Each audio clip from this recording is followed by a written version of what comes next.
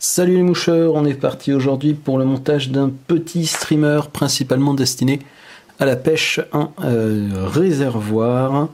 Ultra facile à monter, c'est un petit sparkler. Il nous faut un hameçon numéro 4 à 12. Dans les taux là, nous avons un numéro 8, plutôt fort de fer.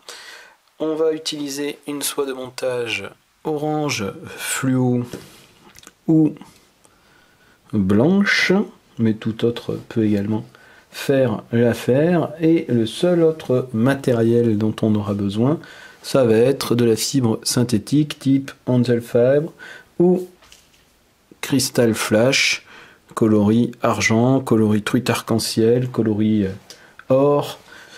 Tous les coloris sont possibles. J'ai jeté moi mon dévolu après pas mal d'essais. Les plus gros résultats c'est sur l'or, l'argent et l'arc-en-ciel. Et c'est une mouche, vous allez voir, d'une simplicité vraiment enfantine. On part à l'œillet et on va juste fixer la soie sur quelques millimètres. Hop, et la mouche est quasiment déjà finie. Je reviens contre l'œillet, je prélève entre 3 et 7-8 fibres de Crystal Flash ou autre. Il en faut vraiment pas beaucoup. Là on va partir sur de l'arc-en-ciel. Hop, combien? À 6, voilà, c'est très bien.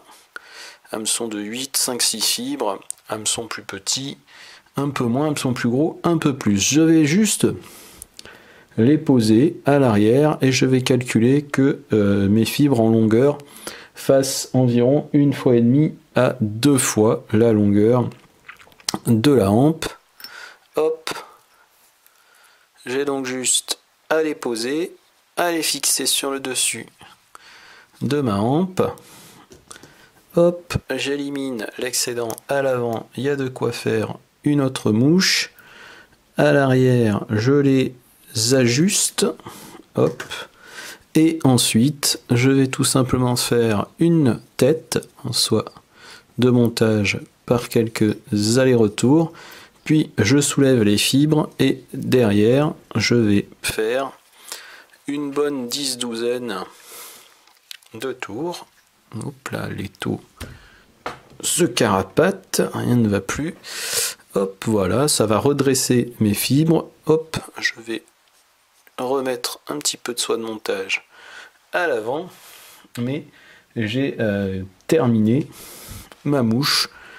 C'est tout. J'ai plus qu'à faire un petit nœud final. Hop. Et c'est fini. Je coupe.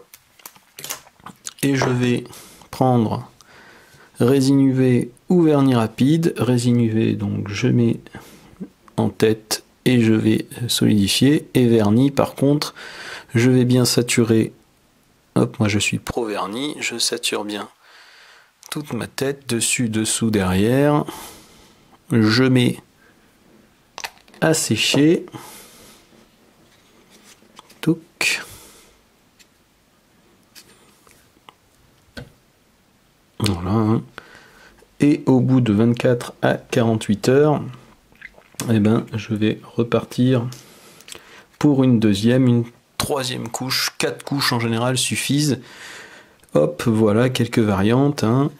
C'est vraiment des mouches très légères et ce que je veux c'est que ma tête à la fin elle soit complètement lisse. Hop, on va en mettre un modèle terminé. J'ai vraiment une tête qui est complètement lisse et ça fait un joli petit bonbon.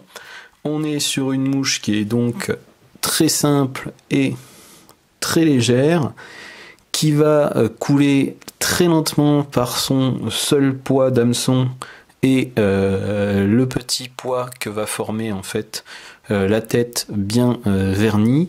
Et c'est une mouche qui en réservoir va s'utiliser vraiment soit en pêche avec 2 ou 3 de ces modèles là et en animation saccadée relativement moyenne à rapide, ou là où elle va vraiment donner son potentiel le plus incroyable, c'est en statique, tout simplement, soit flottante ou intermédiaire.